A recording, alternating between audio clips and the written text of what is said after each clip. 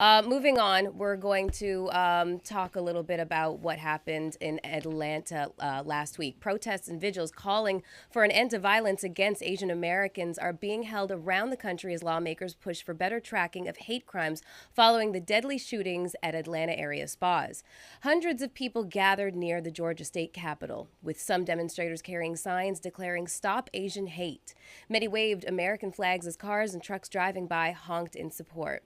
Joining us now to discuss the rise of racial bias and hate against the Asian community is Joon Bang, CEO of the National Asian Pacific Center for Aging. Welcome to FOXSOUL's Black Report, Joon. Thank you for joining us. Hi, thank you so much for having me. Absolutely. We've been looking forward to this interview. Last week, you submitted a written statement to the House Judiciary Committee on Discrimination and Violence Against Asian Americans. Can you tell us a little bit about it?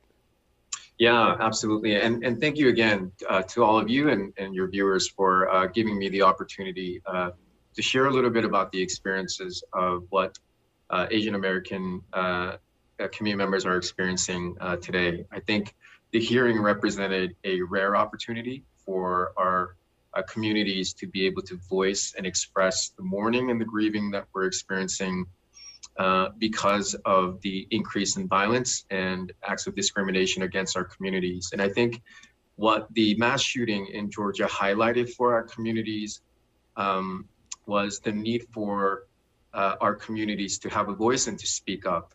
And the purpose of the hearing and the intention of the hearing, I think, was for that. But what was also spoken of during the hearing by multiple people was the long history of racism and discrimination that have been a part of the journey of Asian Americans in this country. And I think in addition to all of the stats and reports that were shared during the hearing, to give you an example, in just the past year, there have been over 3,800 hate crime reports and instances throughout the country.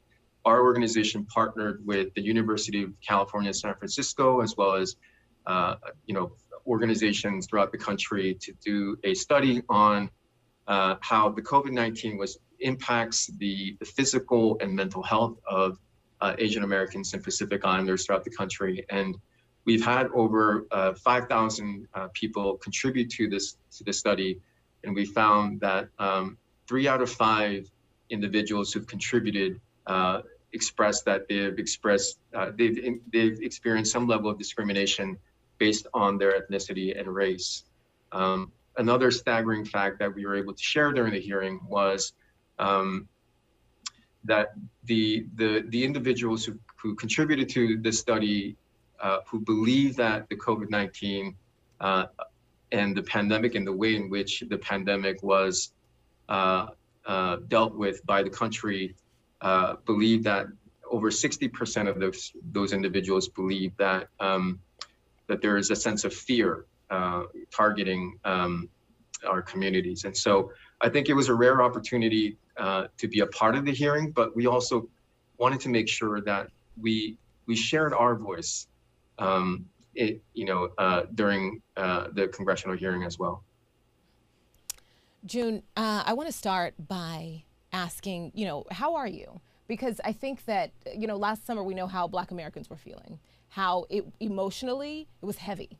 You come to work every day, you report on the news. It didn't happen directly to you, but it happened to you, but you felt it. And so, thank you for being here. And I just want to ask, how you're doing. Thank you for asking. I'm exhausted. And I think a lot of people who are in this space and doing this work and also serving communities, I think there is this fatigue because the increase in hate crimes and discrimination, this is not anything new to our communities. It's just that it's reached a fever pitch through the mass shootings. And so I think what I'm personally experiencing and what I know that many of our community members are experiencing is a great deal of pain. And we're, I think, in a place where we're all collectively grieving. On that note of last summer when George Floyd was killed, you made a pretty powerful statement about his death. Can you tell our soulmates why you felt the need to do that? Absolutely. I think for anyone who was able to see the footage of the murder of George Floyd, I think it immediately made all of us witnesses to that murder. And I think to be silent in situations where there is an injustice or an affront that impacts one community of color, I think to be silent or to not say anything or to remain static would be a disservice to not only the communities that we share space with, but it also goes against I think the dignity that we all want to uphold as human beings for one another. In the statement, I also shared that I'm someone who absolutely believes that the privileges that I have as a human being and as an American citizen here in this country were made possible because of the sacrifices and the courage of many of the civil rights leaders during the civil rights movement. And so I think to be silent when there are injustices targeting other communities of color would be wrong. And that's why I felt very strongly about issuing that statement. Joon, we thank you for joining us today. Do you think Donald Trump and Republican lawmakers play a part in the rise of these white supremacy attacks? Absolutely, and I think the attacks were always there. I think it's something that, as a community, we have endured for over 200 years. I think the difference this time is that there were individuals like Donald Trump and other members of his administration that sought to magnify and to give license to individuals who felt it was okay to exact hate on other people. And I think this is what makes this experience so much different, because I think there is a population of individuals who feel emboldened by the language, by the administration's effort to racialize and politicize the virus and the pandemic, and also downplaying the impact and the challenges and the suffering of our communities. I think it only heightened and magnified the challenges that we're experiencing today. Joon, thank you so much for joining us here on FOXSOUL's Black Report. So another target within the Asian community has also been against older adults. And so your organization actually launched a call to action back in February. I actually read a little bit of it in protest to protect them. So you asked the community to call the White House, contact federal, state, and local elected officials. Do you feel as though you received the support you were requesting? I think with government, it's always slow. And I'm not sure how much, the government is going to act and provide additional remedies for our communities. But I think what has been heartening for us is the overflow of support and communication of solidarity that we've received from partners across the country. And I think that is, if anything, there is a silver lining where I think communities are wanting to provide support and to be, here in a time of grieving with one another. Joon, I actually wanted to ask you a question about the Black and Asian community. Coincidentally, on Monday, the day before the Atlanta area shootings, we discussed the anniversary of the case in which a Korean shop owner shot and killed a 15-year-old Black girl in South Central Los Angeles, and it basically tore the community apart. So it's no secret that the Black and Asian community have had their challenges, but we find ourselves the victims of the same oppression and hate crimes when it comes to white supremacy.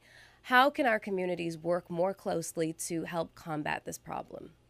Yeah, that's a great question. And I think it begins with acknowledging that we are all part of a system that's broken. And we need to acknowledge the fact that, historically speaking, the system that was created has its roots in white supremacy. And when we think about the Black community, I think what I share with individuals, and this is just my interpretation, which is that I think that the beginning place of where the Black community began is categorically different from other groups. And I think where for the Asian American community or other communities of color, I think we need to begin to acknowledge the white supremacy culture that is rooted in all of the policies that impact all of us collectively. But I think it's also important to note and to acknowledge together that the challenges that we all experience are the result of the system that we're all part of. And I think in order for us to answer your question, in order for us to